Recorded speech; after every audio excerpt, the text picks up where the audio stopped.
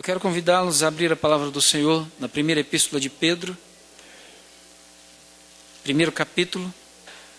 Nós vamos ler a partir do verso 13 até o verso número 21. No domingo passado eu não estava na igreja, então hoje vamos continuar a epístola de Pedro. Falamos até o verso número 12, há 2 domingos atrás, e hoje vamos continuar a partir do verso número 13 até o verso número 21. Primeira epístola de Pedro,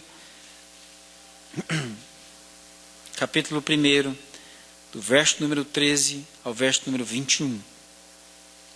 Todos encontraram? Amém? Por isso, cingindo o vosso entendimento, sede sóbrios, e esperar inteiramente na graça que vos está sendo trazida na revelação de Jesus Cristo.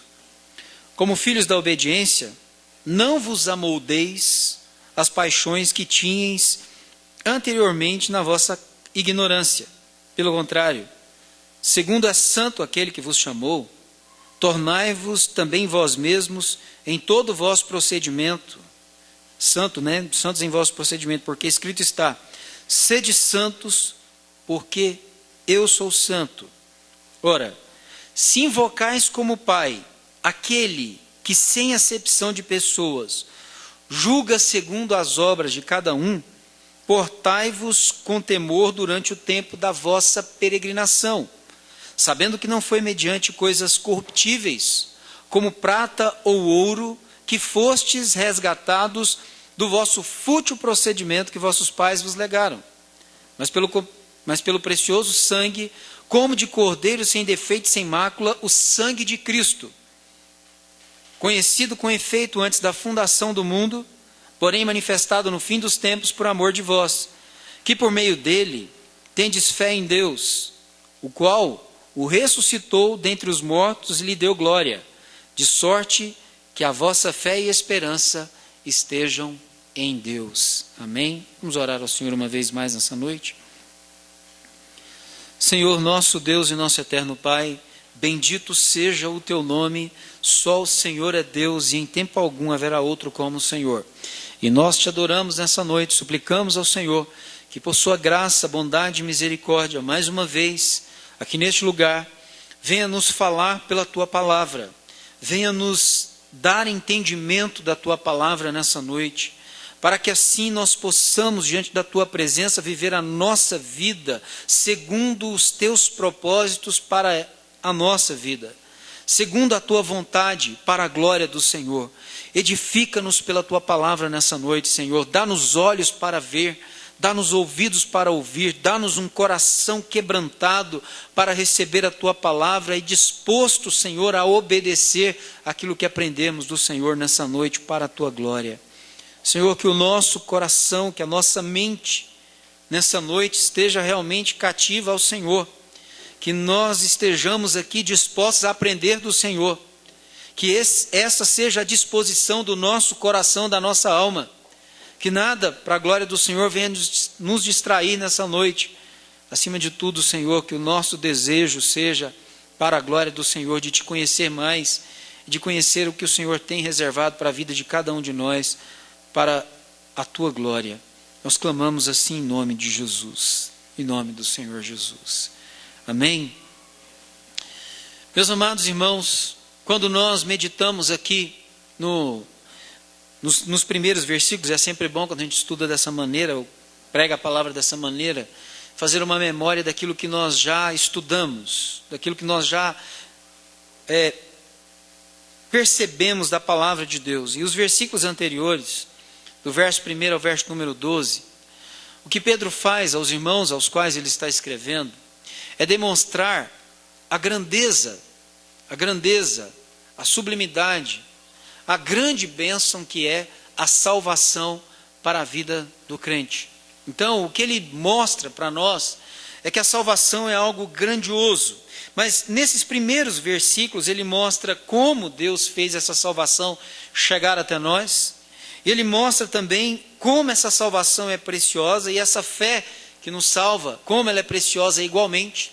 e como ela precisa ser manifestada no mundo, mas ele demonstra a bênção que é a salvação. É bênção tão grande que os antigos, né, os profetas que foram instrumentos de Deus para no seu tempo profetizarem a respeito dessa salvação, no seu tempo eles anelaram entender e compreender, e estudaram e se aprofundaram, mas eles não compreenderam tudo porque eles profetizavam algo que não era para o tempo deles, era para eles também e alcançá-los também, mas não era exatamente para se cumprir naquele tempo, mas era para se cumprir exatamente nesse tempo que Pedro é usado por Deus para propagar essa mensagem, essa bendita salvação.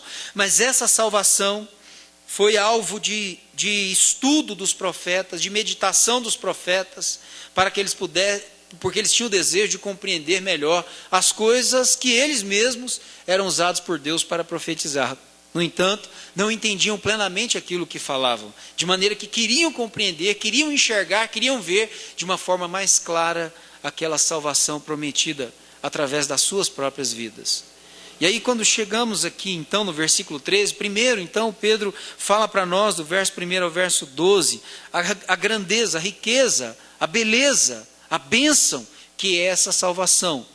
Mas se ele fala da bênção que é a salvação, a partir aqui do verso número 13, ele vai demonstrar para nós que essa salvação traz implicações seríssimas para nós. Essa salvação, ela traz para nós enormes responsabilidades, enquanto nós vivemos sobre a face da terra sendo salvos. Uma vez salvos pelo Senhor, e aí, eu acho interessante Pedro dizer assim, mais ou menos vai de encontro ao que ele diz também, o que o apóstolo Paulo diz na sua epístola aos Efésios, porque primeiro Paulo faz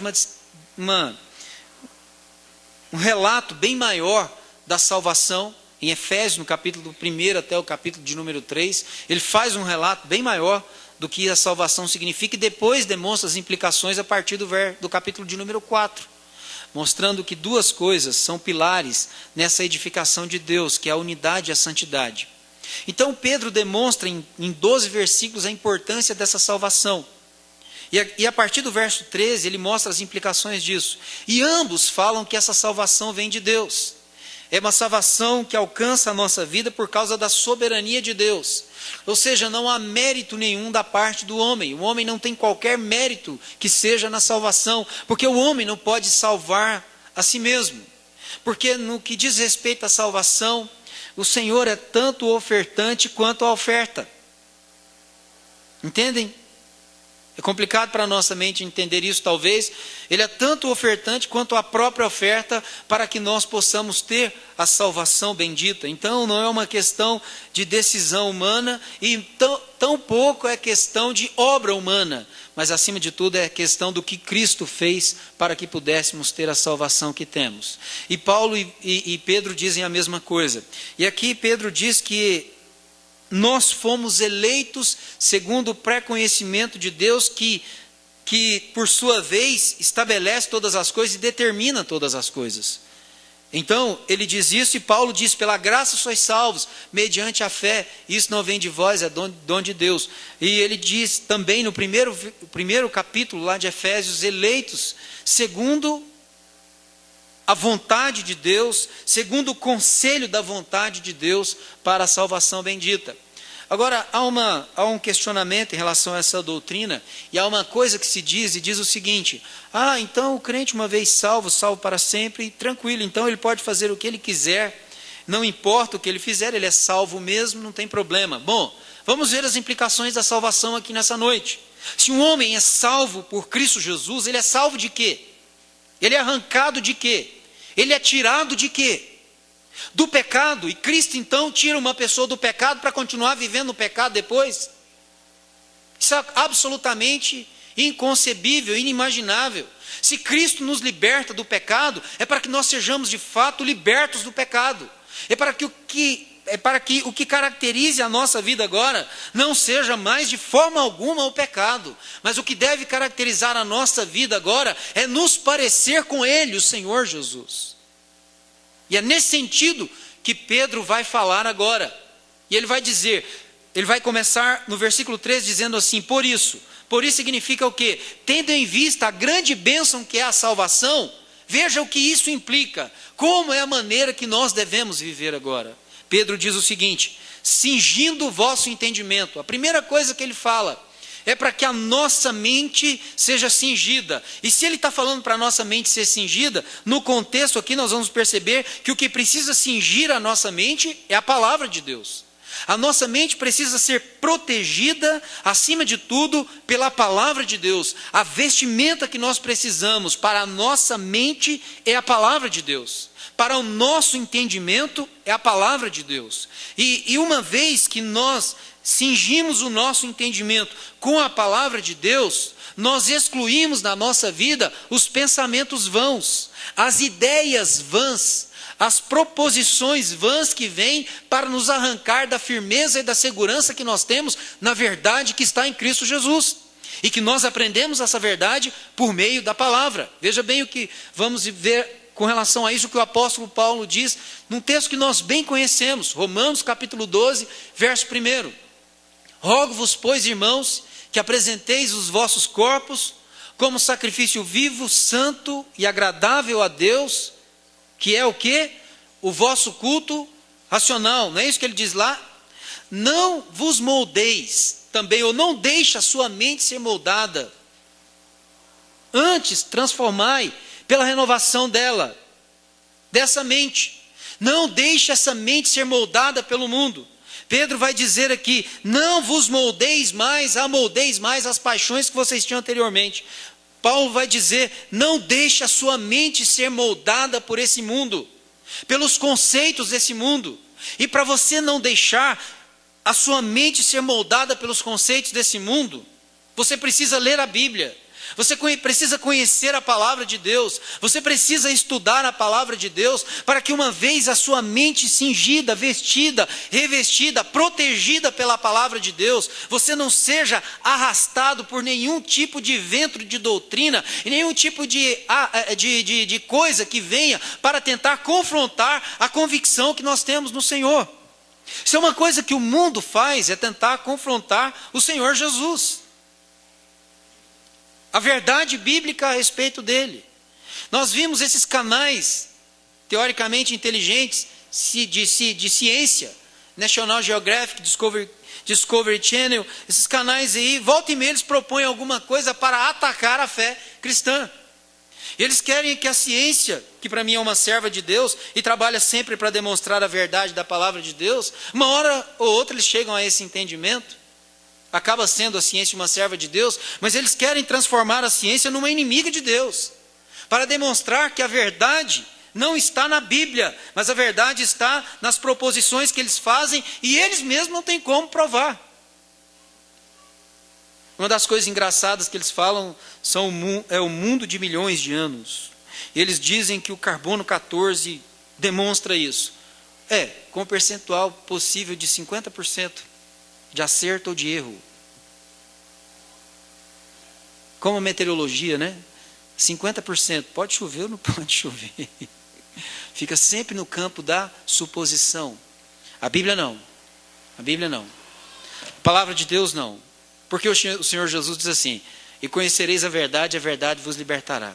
Quem está aqui nessa noite que já experimentou isso? Glória a Deus. Que foi liberto por essa verdade. Não tem como provar isso cientificamente. Só tem como provar isso experimentando a verdade que é Cristo Jesus para a nossa vida. E é por isso que Pedro diz: olha, só que a vida cristã tem uma caminhada, tem uma jornada, tem um desenvolvimento. E como deve ser o desenvolvimento da nossa vida? Segundo a palavra de Deus, segundo os conceitos de Deus, segundo o entendimento de Deus. Obrigado, minha filha.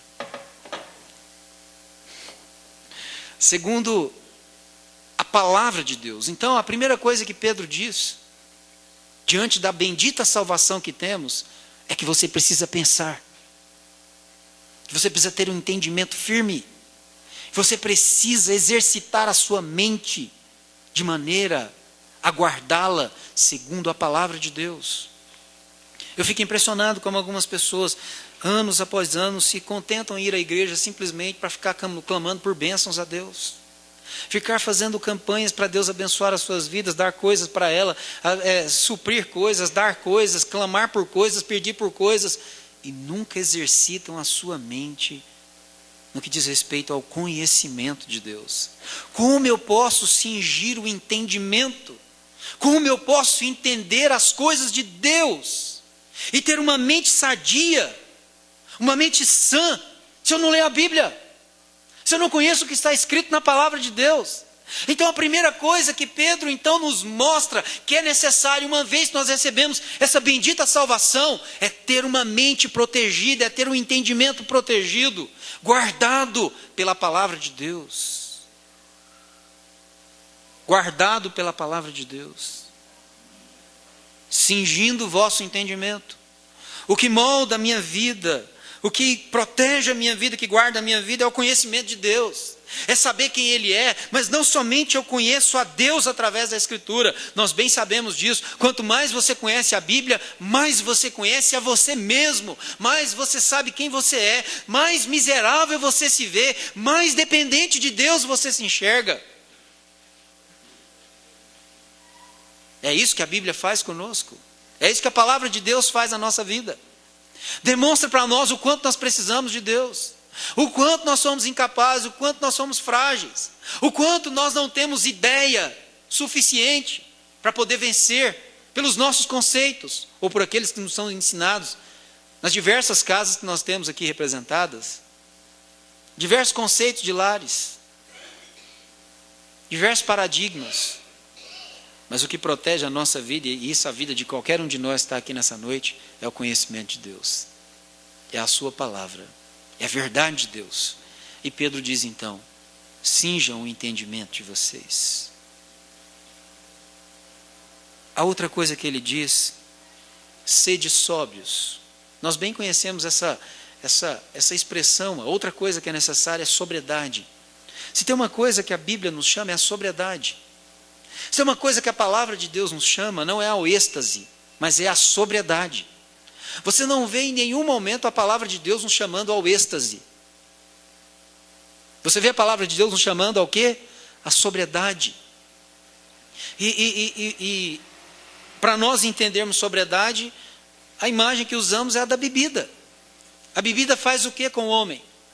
Ela arranca dele a capacidade de raciocinar direito. E ela passa a controlá-lo, o álcool passa a controlá-lo, uma vez que ele excede. Uma vez que ele usa o álcool e passa da medida, ele já daqui a pouco já não está mais tão responsável assim pelos seus atos. E ele de uma certa maneira passa a ser controlado pelo mesmo, pelo álcool. E ele perde a sobriedade, ou seja, ele perde a capacidade de raciocinar direito, de enxergar as coisas com clareza. E se tem uma coisa que não pode nos embebedar ou nos embriagar nessa vida, é o sistema desse mundo que nós vivemos nele. Nós somos tentados a reger a nossa vida pelo esquema desse mundo, pelo sistema desse mundo. Eu já disse para vocês aqui, quando a palavra de Deus, nós encontramos a palavra mundo na Bíblia, nós podemos entendê-la de três maneiras. Aí nós vamos ter que enxergar o contexto. Ela pode ser entendida como cosmos, né, o que Deus criou, o mundo criado. Pode ser entendido como naquele texto, Deus amou o mundo. Significa que Deus amou o quê? O mundo dos homens ou a humanidade. Mas quando João diz não ameis o mundo, ele não está falando nem do mundo criado, nem está falando da humanidade. Porque o João não ia falar não amem as pessoas. E não vai dizer não ame a natureza, não ame a criação de Deus. O que ele diz de mundo ali é não ame esse sistema corrupto do mundo no qual o príncipe que está sentado no trono dele é Satanás. E o sistema desse mundo funciona o seguinte, por alguns conceitos que eu já mencionei aqui na igreja. O principal deles hoje é o hedonismo. Eu existo para o prazer, eu existo para a minha glória, eu existo para a minha satisfação, eu existo para me dar bem. Eu existo para a minha própria glória, o narcisismo. Eu sou belo e tenho que ser admirado por isso. Eu sou bom e as pessoas têm que reconhecer isso. Esse é o mundo. Essa é a filosofia do mundo. É isso que governa a maneira desse mundo pensar. E se o homem se deixa embriagar por isso, isso entra para dentro da igreja. E quantas igrejas aí hedônicas, se achando, pensando que de repente elas são o único caminho de salvação de Deus, que ela é o único instrumento de Deus, homens pensando que eles são os maiores homens de Deus que já pisaram sobre a face da terra e não chegam nem perto dos menores do Novo Testamento. Mas se achando, porque são hedonistas, porque isso entrou no seu coração, eles estão embriagados, perderam a sobriedade, porque não se atêm à palavra de Deus. Se perderam na corrente da prosperidade, se perderam na corrente da cura e da libertação, se perderam porque não priorizaram a palavra de Deus, até mesmo não pregam mais a palavra de Deus. Bíblia é só usada para fundamentar o que eles querem, e não para ser exposta segundo aquilo que está escrito, segundo aquilo que é a verdade de Deus. Esses homens estão embebedados pelo sistema, pelo esquema do mundo. Eles entenderam que a fé cristã era para promovê-los. Deixa eu dizer uma coisa para vocês.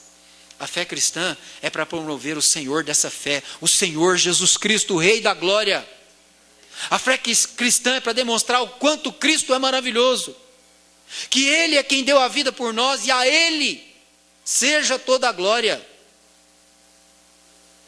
É por isso que Pedro nos chama à sobriedade, a uma capacidade de discernimento, de compreensão, de entendimento, para que a nossa vida não se perca, mas para que nós saibamos a cada dia para o que nós existimos. Qual é o propósito da nossa vida? Isso é uma coisa que esse mundo faz, é encobrir dos nossos olhos a verdade. Ele coloca uma névoa diante dos nossos olhos, nos impede de ver claramente a verdade de Deus e a vontade de Deus para a nossa vida. E daqui a pouco nós estamos lutando com as mesmas armas do mundo, porque estamos, de certa forma, bebendo desse mundo. Cuidado, se você se embriaga desse mundo, logo você pode ser influenciado pelas suas correntes. A sua vida pode se perder. Você pode não perder a salvação, porque eu não creio nisso, mas a sua vida pode perder a utilidade para a glória de Deus. A sua vida pode não ser uma vida que represente alguma coisa relevante para Deus. Isso pode acontecer conosco. Quando não andamos segundo Deus. Quando não andamos segundo a palavra de Deus. Já parou para analisar o que significa a sua vida para Deus? Qual é a importância dela para Deus?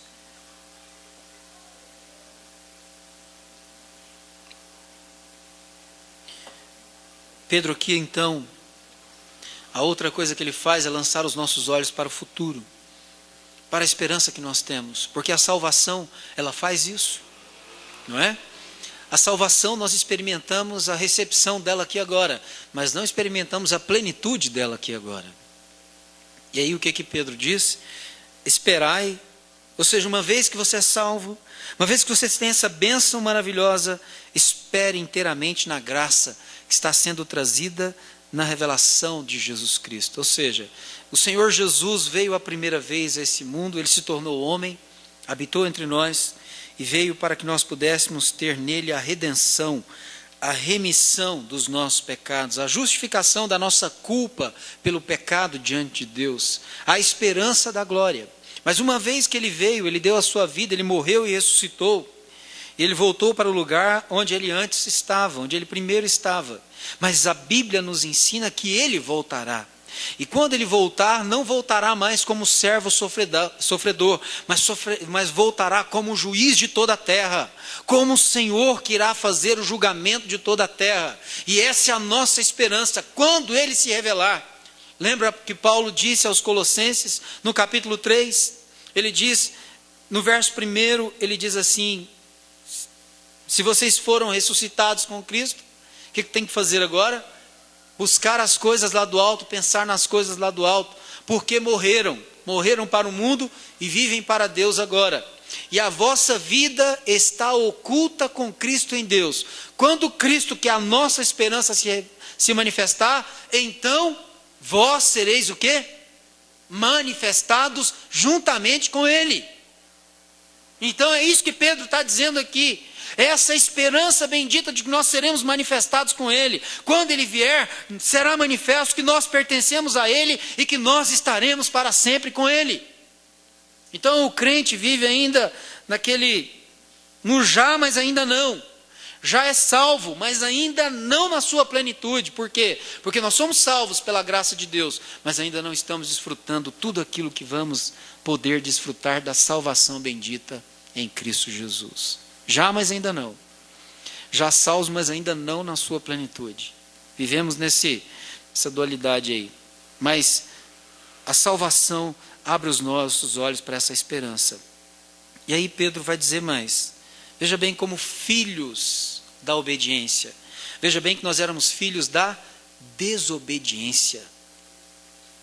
Nós éramos desobedientes. Éramos filhos da ira de Deus. O que pesava sobre a nossa vida era a ira de Deus. Uma vez salvos, uma vez que Cristo nos transformou, uma vez que Cristo alcançou a nossa vida, uma vez que nós fomos salvos verdadeiramente pela graça de Deus, agora a maneira como nós devemos viver, e o que nos tornamos, na verdade, muito mais, a vida vai ser consequência do que nos tornamos. O que nos tornamos agora, é o que Pedro diz aqui, agora como filhos da obediência. Se outrora éramos filhos da desobediência, agora somos filhos obedientes. Filhos da obediência, chamados a viver uma vida para a glória de Deus, uma vida de obediência a Deus. E mais uma vez eu cito a palavra de Deus, porque se eu tenho que ser obediente, eu tenho que ser obediente a Deus. E para ser obediente a Deus, eu preciso saber o que eu devo fazer. E para saber o que eu devo fazer, eu preciso conhecer o quê? A palavra de Deus. Entendem? Se eu quero ser obediente, eu preciso ser obediente, não há um conceito de Deus que eu tenha. Não há um conceito de religião que eu tenha. Por melhor que ela pareça ser. Eu tenho que ser obediente a Deus. Nós somos filhos da obediência porque nós somos filhos de Deus. Então, se somos filhos da obediência, somos filhos para obedecer a Deus. E a maneira de obedecer a Deus é obedecendo a sua palavra. E para obedecer a sua palavra, é preciso conhecer a sua palavra. Mas ele diz, como filhos da obediência, como deve ser a nossa vida. Ele exclui a possibilidade que alguns tentam trabalhar com ela. Uma vez salvo para sempre, então, se eu sou salvo para sempre, não importa a maneira como eu vou viver. Não, há pessoas que estão com o seu conceito equivocado, que nunca foram salvas e pensam que foram salvas porque creem num tipo de doutrina. Não, eu creio, como bom batista, que eu sou salvo e nada pode me fazer perder. Nada pode arrancar de mim a salvação. Porque eu não fui salvo por alguma coisa que eu fiz. Eu fui salvo pelo que Jesus fez pela minha vida. Então eu não posso perder a salvação. Agora, uma coisa é certa. Como eu já disse, a nossa vida pode perder a utilidade. E aqui Pedro está dizendo, uma vez salvos, filhos da obediência, o salvo é filho da obediência. Como que ele deve se portar? E essa é uma responsabilidade nossa, preste atenção. Não vos amoldeis às paixões que vocês tinham anteriormente na carne de vocês. Irmãos, eu não sei, alguns talvez nasceram na igreja. Eu praticamente nasci na igreja. Eu nasci em 71, sei que não parece, mas eu nasci em 71. Eu sei que vocês pensaram que eu tinha nascido em 80, alguma coisa assim, mas não, eu nasci em 71, verdade. Veja bem, eu nasci em 71, meus pais estão ali, o Sr. Cláudio, a Olga, se converteram em 75. Então eu ia fazer 4 anos de idade quando eles se converteram. Então, muito novo, praticamente fui criado dentro da igreja. Mas aos 14 anos de idade, só Deus, Porque aí foi quando começou a labuta e a tribulação na vida do meu pai e da minha mãe, porque eu experimentei o mundão até os 19 anos de idade. Então, eu sei o que eram as paixões que anteriormente eu tinha na minha ignorância. Eu sei o que é viver uma vida de devassidão, de prostituição, de pecado. Eu sei exatamente o que esse texto está dizendo. E Pedro está dizendo uma coisa, agora que vocês são filhos da obediência, isso não pode mais caracterizar a vida de vocês. A sua vida agora é vida de obediência à palavra de Deus. Tanto que o dia que eu converti, Eu vinha de uma vida no que diz respeito a relacionamentos, hoje é muito fácil, né? Os relacionamentos no mundo são muito fáceis. O cara fica com a menina num dia, fica com outra no outro, fica com outra no outro, fica com outro no outro, e ela também consente com isso, porque eles acham bom, né? No mundo funciona assim, é um dia, um final de semana, e segunda-feira tranquilo, a gente não tem compromisso, não tem nada. Na minha época ainda havia uma distinção, né? Porque você ficar com uma menina, você precisava namorar com ela.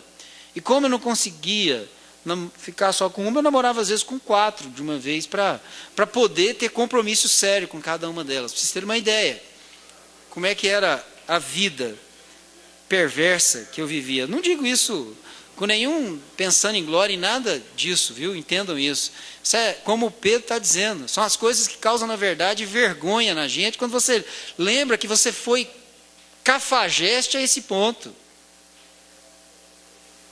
E pior, meu pai, uma vez, a menina saiu lá de casa chorando, e meu pai, não faz isso não, ele crente, né? Faz isso não, rapaz, não faz isso não. Queria me bater lá por causa da maneira que eu procedia, né? Meu Deus do céu, tem misericórdia, já teve, né? Misericórdia. Mas era assim a vida perversa, no pecado, sem sentimento de fato, de verdade, não sentia a dor das pessoas. Por quê? É o que eu disse para vocês, é o hedonismo. Eu quero o meu prazer, não importa se eu faço alguém sofrer, o importante é eu me dar bem. É esse conceito que o mundo traz para nós. Aí o que acontece? A vida não pode ser mais esse tipo de vida. E quando eu converti, eu entendi que essa não podia ser mais a minha vida. E sabe o que acontece? Aí eu entendo que eu converti mesmo. Porque depois que eu converti, eu não queria namorar menina nenhuma. Nenhuma. E eu vou dizer uma coisa para vocês. Na minha mocidade, um punhado, minha mãe e meu pai são testemunhas disso. Um punhado de menina queria namorar comigo. E elas diziam que eu era o varão delas. E diz que iam na casa de irmã orar e que Deus tinha confirmado que eu era delas. Verdade. Não é verdade?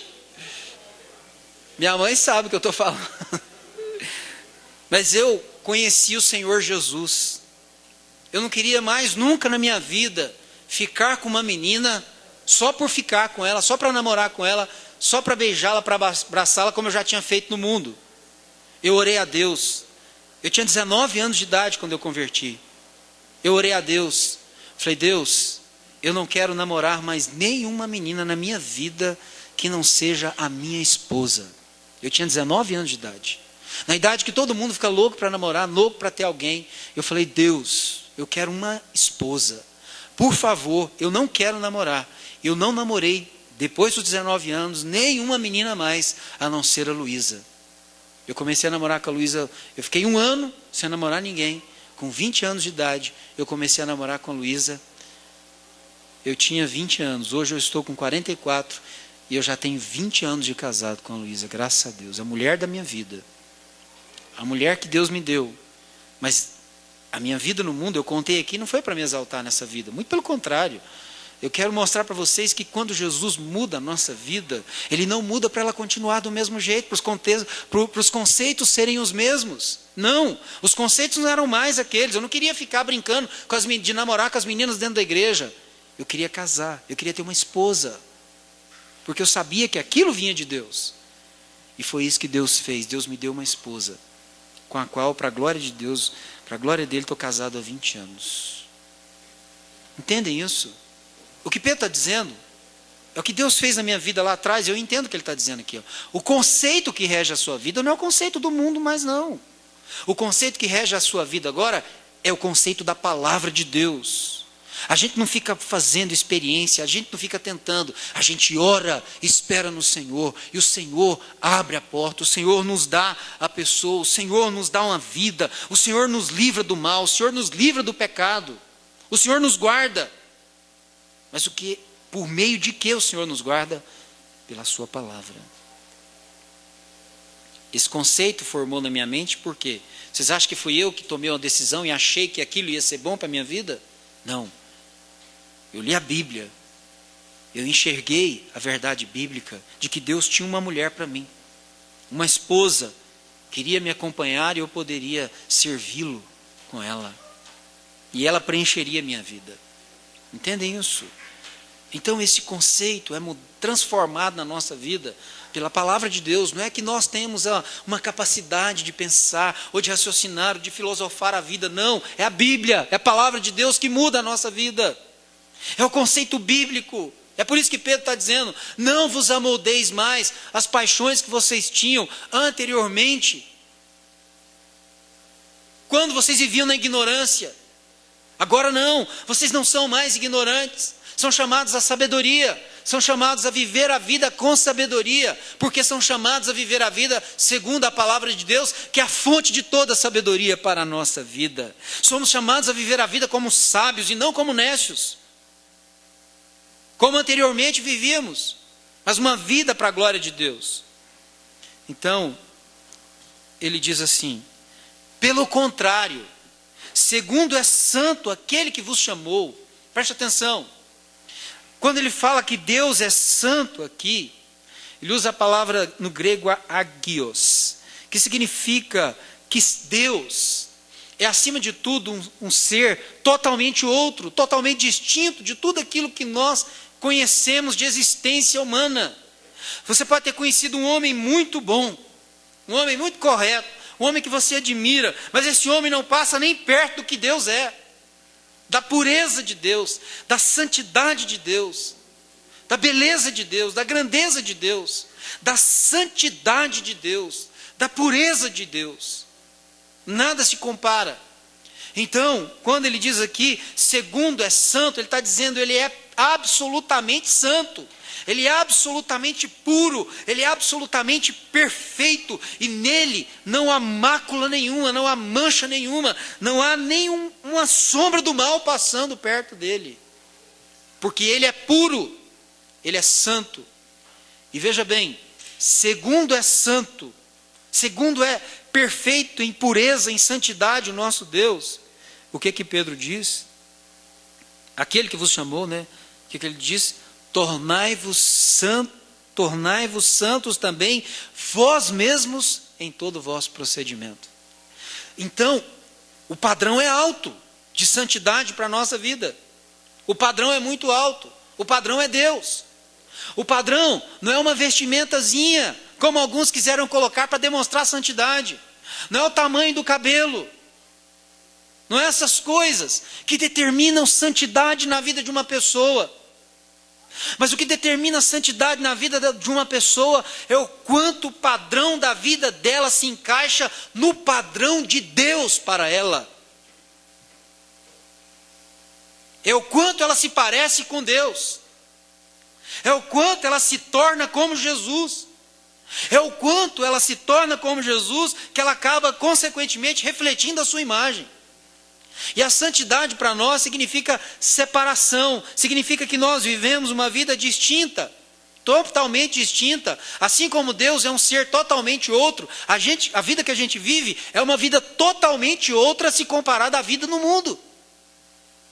A minha vida não pode ser confundida com a vida de um mundano. A minha vida não pode ser confundida com a vida de um incrédulo, de alguém que ainda não conheceu a graça de Deus em Cristo Jesus. Não pode. Os meus padrões têm que ser muito mais altos do que os deles. E é triste quando você encontra pessoas que não são crentes e têm uma maneira de proceder e de viver, que o padrão dela é muito mais alto que muitos crentes, que se dizem crentes por aí e vivem uma vida medíocre, dizendo que são crentes. Você encontra pessoas que não são crentes, que pagam as suas contas em dia, que honram os seus compromissos, que honram a palavra que empenham, e alguns crentes que são péssimos devedores, crentes que dão a sua palavra e não cumprem com ela. Que tipo de santidade é essa?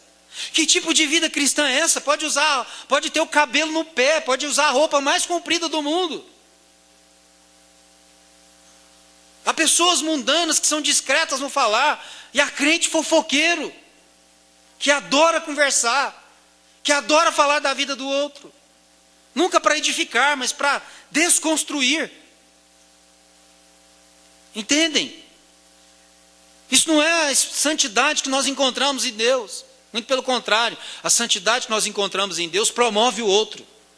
Porque Deus amou o mundo de tal maneira que deu o seu Filho por causa da nossa miséria. E nós conseguimos enxergar às vezes a miséria do outro para condená-lo, para desconstruir a sua vida, e não para promovê-lo, para abençoá-lo. A santidade de Deus nos leva a proceder como Deus, a amar o outro. Espiritualidade, verdadeira santidade, nos faz amar como Deus ama. Porque o grande mandamento, a palavra de Deus se resume a isso, e esse texto também vai desembocar nisso. Na vida caracterizada pela santidade, e uma santidade que se revela em amor. Nós vamos ver depois.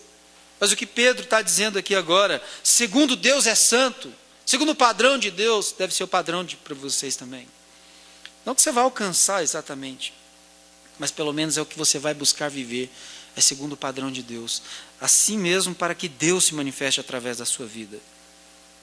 Para que o caráter de Deus seja visto em você e em mim. Para que a beleza de Deus seja vista em você e em mim.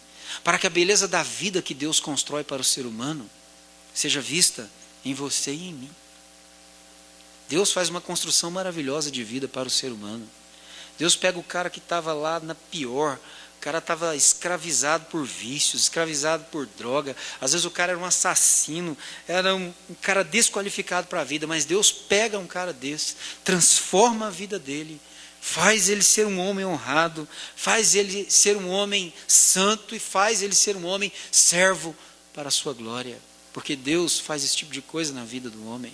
Então Deus promove o homem, seja o homem pior que for. Deus é poderoso para restaurar, reconstruir uma vida. E é isso que deve ser encontrado em nós, como povo dele. Pessoas que trabalham no sentido de abençoar o outro. O egoísmo jamais faz parte do caráter de Deus. Isso não faz parte do caráter de Deus. E por que faz parte do caráter de alguns de nós? Entendem?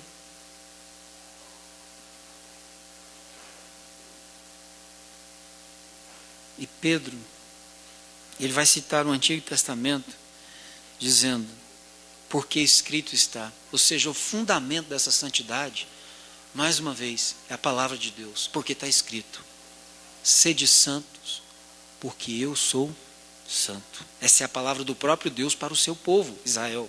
Lá em Levítico, no capítulo 11, versos 44 e 45. Sejam santos, porque eu, o vosso Deus, sou santo. Agora, quando Deus fala de santidade, fala de nós nos parecermos com Ele. Nós sermos identificados com Cristo. De nós termos os mesmos projetos, termos os mesmos propósitos. Acima de tudo, sermos obedientes às suas ordens. Aquilo que Ele, como Senhor da nossa vida, diz que nós temos a responsabilidade de fazer e realizar para a sua glória. Amém? Agora, essa santidade que molda a nossa vida,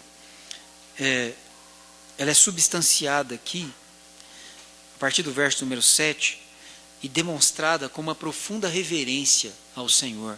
Veja bem, ora, se invocais como Pai, aquele que sem acepção de pessoas julga segundo as obras de cada um, portai-vos com temor durante o tempo da vossa peregrinação. Veja bem, o que Pedro está dizendo aqui é um tanto quanto complicado para o nosso entendimento humano. Quando diz, olha, julga segundo as obras de cada um, é claro. Se nós invocamos o homem, segundo o que ele faz na sua vida, ou da sua vida, de acordo com a palavra de Deus, a palavra de Deus vai ser o critério para o julgamento desse homem. Mas não no que diz respeito à salvação, não é disso que esse texto está falando. Esse texto está falando da vida. Porque uma vida que é alcançada por Deus, se porventura ela não anda dentro do plano, dentro do projeto de Deus, ela está prestes a experimentar o quê? O juízo de Deus. Esse é o ponto. Se vocês invocam a Deus, é o que aconteceu com Israel. Israel invocava a Deus, mas depois também ia para os seus postes ídolos. Depois oferecia sacrifício nos altos. O que Deus fez com a nação? trouxe alguns juízos sinalizando que viria um maior. E de tanto se voltarem para a idolatria, o que Deus fez com Israel? Desterrou Israel e levou Israel cativo para uma nação estrangeira. Israel do norte foi feito cativo pelos assírios e do sul pelos babilônios. Mas o juízo de Deus sempre vem quando não se anda segundo a sua palavra, quando não se anda segundo a ordem de Deus para o viver do seu povo. Então, o viver do povo de Deus deve ser caracterizado pela santidade, porque nós invocamos esse Deus santo. Nós invocamos Ele como Pai, como Senhor sobre a nossa vida. Imagina, não tem maior tristeza para um pai do que ele ser honesto, do que ele ser correto, e tentar dar esse tipo de exemplo para os seus filhos, dar esse exemplo de santidade, de integridade, de retidão, de honestidade, e depois olhar para o seu filho e ver o seu filho ser um devasso, alguém que não paga as suas contas, alguém que não cumpre com os seus compromissos, alguém irresponsável. O que um pai espera acima de tudo forjar no seu filho? O seu próprio caráter nele. Não é verdade? O dia que você pegar o seu filho, você que ainda não tem, nos braços, a coisa que você vai querer fazer daquela criança é forjar um caráter excelente nele. Todo pai normal quer isso para o seu filho. Um bom caráter. Uma vida de honestidade. Você espera criar um filho que vai comprar e vai pagar. Você espera criar um filho que vai falar a verdade.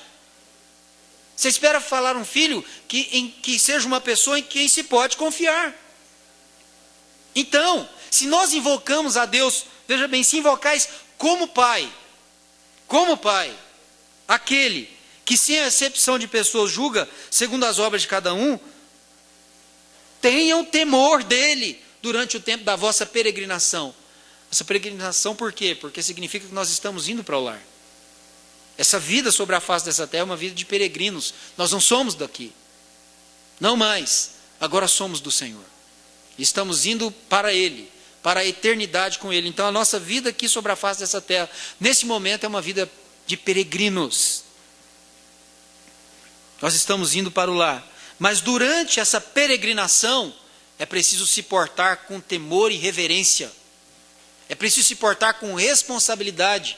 É preciso se portar segundo a palavra de Deus. É preciso se portar como o próprio Pai se porta, tendo Ele como referência, tendo nosso Deus, tendo nosso Senhor e Salvador Jesus Cristo como a referência, como modelo para a nossa vida, para que esse tempo da nossa peregrinação não sempre seja um tempo inútil e sem serventia, sem utilidade para os planos e propósitos do nosso Pai. Não é maravilhoso quando você projeta uma vida para o seu filho e essa vida acontece e você se realiza depois dizendo: Deus, muito obrigado, porque meu filho hoje é um homem honrado, minha filha hoje uma mulher honrada, e você vê, não tem coisa melhor, não vai ter coisa melhor do que ser recebido pelo Senhor depois na eternidade, dizendo: muito bom filho, muito bom servo, fiel. Você foi fiel. Foi fiel, foi fiel, foi fiel. Entendem isso? Foi fiel. Serviu. Foi fiel. Se moldou a palavra, foi fiel. Andou segundo a verdade, foi fiel. Entendem? Fiel. Servo. Disposto a obedecer o Pai. Disposto a andar segundo o Pai. Disposto a observar a sua palavra. Portem-se então com temor a Deus durante o tempo dessa peregrinação, dessa jornada terrena que Deus nos dá sobre a face dessa terra, sabendo que, tendo compreensão e entendimento de que, veja bem, Pedro aqui vai valorizar em muito a nossa salvação, a nossa redenção, o nosso resgate, o pagamento da nossa conta com Deus. Ele vai dizer assim: sabendo que não foi mediante coisas corruptíveis, como prata ou ouro, salvação não pode ser vendida por uma igreja. Como? Na época da reforma foi necessário que Deus levantasse Martim Lutero, porque a igreja estava vendendo a salvação, através, nós bem sabemos, das indulgências. As indulgências compravam um lugar no céu. As indulgências compravam um terreno, às vezes até espaçoso no céu. Só que permitiam uma pessoa, porque já tinha um lugar garantido no céu, viver uma vida no pecado. Uma vez que comprou a indulgência, uma vez que se garantiu, está salvo, pode fazer o que quiser. Agora, veja o que Pedro diz, o contrário disso, sabendo que não foi mediante coisas corruptíveis como prata ou ouro, que fostes resgatados do vosso fútil procedimento, que vossos pais vos legaram. Não foi mediante ouro e prata, mas qual foi o preço dessa salvação maravilhosa, que nos deve fazer ter uma grande reverência, um grande respeito, buscar essa vida para a sua glória, mas pelo precioso sangue, como de um cordeiro sem defeito, sem mácula, o sangue de Cristo. Olha só, esse é o preço do nosso resgate, esse é o preço da nossa redenção, esse é o preço da nossa justificação, esse é o preço de todas as bênçãos da salvação que alcançaram a nossa vida, o sangue precioso do Senhor Jesus Cristo derramado em favor da nossa vida. É por isso que não há espaço para o homem pensar que ele pode salvar-se a si mesmo. Ele não pode, ele não tem essa maneira, ele não tem essa condição, porque o que foi necessário foi o derramamento do sangue do Senhor Jesus Cristo. Esse é o preço exigido por Deus, pela justiça de Deus. E o Senhor Jesus, como cordeiro sem defeito, como cordeiro que espontaneamente dá a sua vida, como cordeiro que se oferece pela nossa vida, como cordeiro que se doa para nos redimir, para nos resgatar, para quitar a nossa conta, a nossa dívida com Deus. Ele sem defeito, sem mácula, sem mancha, sem pecado. Ele se oferece pela nossa vida. Ele recebe sobre si o peso, muito mais do que o peso dos nossos pecados. Tem gente que pensa só nisso, né? Que Jesus levou sobre si os nossos pecados e o peso deles. Não, muito mais do que isso, Jesus levou sobre si o peso da ira de Deus. Irmãos, pense só por um instante nessa noite. Nós estamos dizendo aqui de um Deus santo, puro, perfeito, e que me falta palavras no vocabulário para poder expressar a sua pureza, a sua santidade. Imagina o que esse Deus pensa a respeito do pecado. Deus odeia o pecado. O pecado é a transgressão da sua palavra, da palavra de Deus. Então Deus odeia o pecado, porque o pecado é um levantamento, é um levante contra a sua palavra revelada. Isso é que é pecado. Deus odeia o pecado. Então o que pesa sobre o pecador por causa do pecado é a ira de Deus. Deixa eu te fazer uma pergunta. Quem de nós suportaria, por um segundo só que fosse, o peso da ira de Deus lançado contra a nossa vida? O peso da ira de Deus sobre a nossa vida. Quem suportaria isso por um segundo?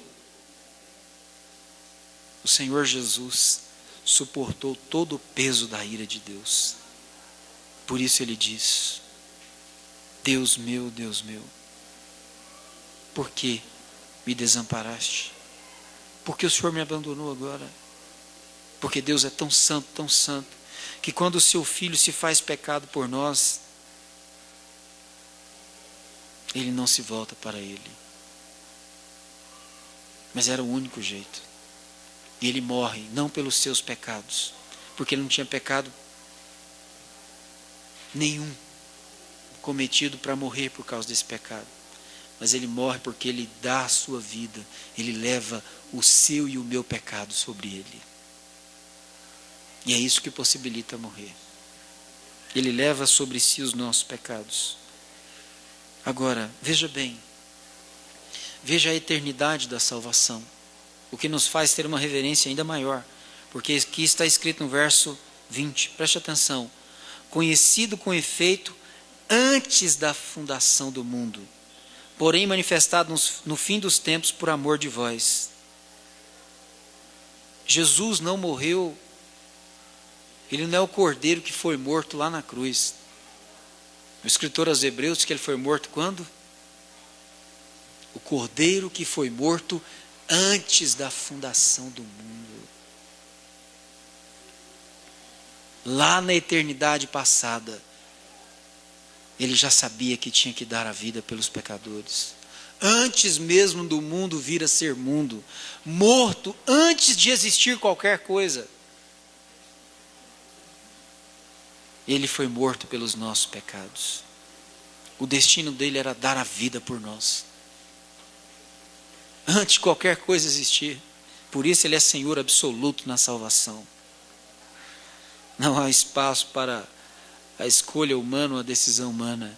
Ele é soberano, porque ele foi morto antes da fundação do mundo, pelos nossos pecados. Ou seja, ele sabia desde muito,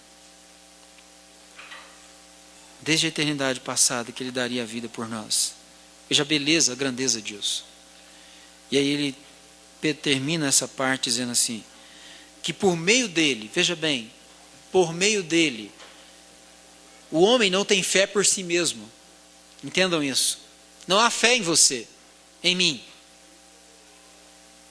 Ninguém tem fé por si mesmo. Se você tem fé, até a fé que você tem, como Pedro está dizendo aqui, como que é? Que por meio dele, tendes fé em Deus. Se você tem fé em Deus, você tem fé em Deus por causa de quem? De Cristo Jesus.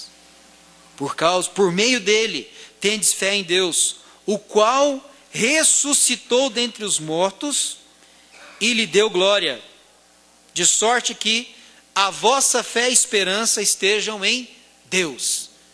Mas a fé que nós temos faz com que a gente tenha uma profunda reverência por Deus, uma profunda reverência pelo Senhor Jesus, porque mesmo a fé que temos não é algo inerente, é algo transcendente, é dele em nós, é por meio dele, é por causa dele que há fé em nós para crer nele.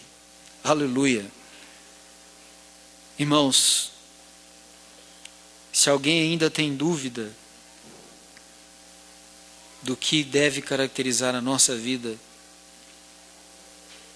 uma vez que experimentamos a bênção maravilhosa da salvação, esse texto nos diz, e vai nos dizer mais. Até aqui nós vamos meditar hoje. Mas o que ele nos diz é que a bênção da salvação deságua em responsabilidade de viver uma vida para a glória de Deus.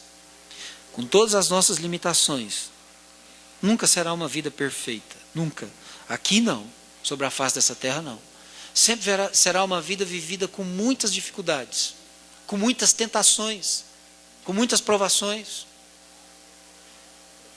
Não tem uma vida perfeita. Não é possível, porque nós somos pecadores ainda. Ainda há uma natureza terrena em nós.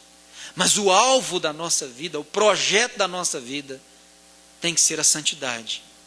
Tem que ser uma vida com Deus, uma vida segundo Deus, uma vida segundo a palavra de Deus, segundo os propósitos e os projetos de Deus. É essa vida proposta para quem de fato e de verdade conheceu a salvação em Cristo Jesus. Amém? Vamos orar nessa noite. Vamos clamar a Deus que nos fortaleça nas nossas fraquezas. Nós somos tão limitados, somos tão falhos, mas somos chamados à santidade. Somos chamados à pureza. Somos chamados a uma vida para a glória de Deus. Essa é a vida proposta para nós. E vamos clamar a Deus que nos fortaleça para essa vida. Amém? Senhor, nós te adoramos. Só o Senhor é Deus e em tempo algum haverá outro como o Senhor. Nós bendizemos o teu nome. Engrandecemos, agradecemos, glorificamos ao Senhor, porque o Senhor é bom, O Senhor é o nosso refúgio bem seguro, a fortaleza da nossa vida, a riqueza da nossa esperança. O Senhor é o nosso Deus. Senhor, nós clamamos nessa noite, porque olhando para a Tua palavra, sabemos o tipo de vida que está proposta para nós. E pedimos ao Senhor que se compadeça de nós. E venha diante da Tua presença nos abençoar. Venha nos fortalecer, venha derramar sobre a nossa vida a Tua graça maravilhosa. Encher-nos do Teu Espírito Santo, para que diante da Tua presença, nós possamos viver a vida que o Senhor propõe para nós. Uma vida livre, livre dos conceitos desse mundo, mas uma vida absorvida pelos conceitos da Tua palavra para a Tua glória. Se propício a nós, Senhor, e em nome do Senhor Jesus Cristo, concede-nos esse tipo de vida, porque esse é o tipo de vida que o Senhor propõe para nós.